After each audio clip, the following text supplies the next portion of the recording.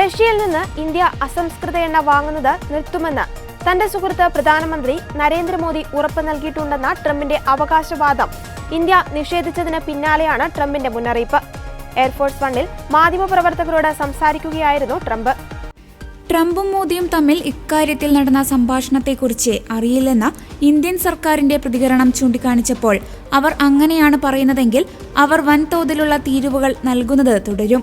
അങ്ങനെ ഒരു കാര്യം അവർ ആഗ്രഹിക്കില്ലല്ലോ എന്ന് ട്രംപ് പറഞ്ഞു.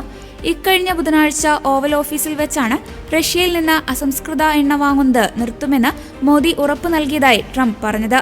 ഇതൊരു വലിയ ചുവടുവെപ്പാണെന്നും അദ്ദേഹം കൂട്ടിച്ചേർത്തു. ഇന്ത്യക്ക് റഷ്യയിൽ നിന്നാണ് എണ്ണയുടെ ഏകദേശം 1/3 ലഭിക്കുന്നത്.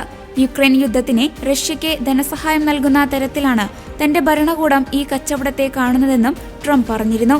എന്നാൽ പിന്നാലെ ഇക്കാര്യം ഇന്ത്യൻ വിദേശകാര്യ മന്ത്രാലയം നിഷേധിച്ചു.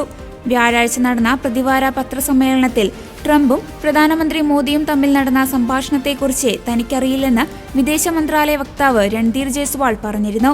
പാശ്ചാത്യ ഉപരോധങ്ങളുണ്ടായിട്ടും റഷ്യൻ സമ്പദ് വ്യവസ്ഥ തളരാതെ നിൽക്കുന്നതിന് കാരണം ഇന്ത്യ അസംസ്കൃത എണ്ണ വാങ്ങുന്നതാണെന്നാണ് യുഎസിന്റെ ആരോപണം. ഇതിന്റെ പേരിൽ യുഎസ് ഇന്ത്യൻ ഉൽപ്പന്നങ്ങൾക്ക് 25% പിഴച്ചുങ്കം ഏർപ്പെടുത്തിയിട്ടുണ്ട്. ഇതുൾപ്പെടെ 50% ഇന്ത്യക്കുള്ള യുഎസിന്റെ ഇറക്കുമതി തീരുവ. ഇത് തുടരുമെന്നാണ് ഇപ്പോൾ ട്രംപിന്റെ ഭീഷണി.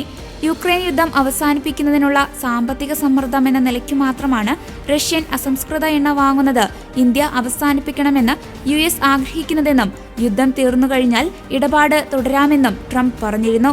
റഷ്യൻ ഫോസിൽ ഇന്ധനങ്ങളുടെ 2ാമത്തെ വലിയ ഉപഭോക്താവാണ് ഇന്ത്യ. ചൈനയാണ് 1ാമത്. യുക്രൈൻ യുദ്ധം ആരംഭിച്ച ശേഷമാണ് ഇന്ത്യ 2ാം സ്ഥാനത്തെത്തിയത്. അതിനു മുൻപ് 1% താഴെ മാത്രം അസംസ്കൃത എണ്ണയാണ് ഇന്ത്യ റഷ്യയിൽ നിന്ന് വാങ്ങിയിരുന്നത്. ഇപ്പോൾ അത് 40%. യൂറോപ്യൻ രാജ്യങ്ങൾ ഇറക്കുമതി നിർത്തുകയും പാശ്ചാത്യ രാജ്യങ്ങൾ ഉപരോധം ഏർപ്പെടുത്തുകയും ചെയ്തതിനു പിന്നാലെ റഷ്യൻ എണ്ണ വൻ വിലക്കുറവിൽ വിറ്റതോടെയാണ് ഇന്ത്യ പ്രധാന ഉപഭോക്താക്കളിലൊന്നായത്.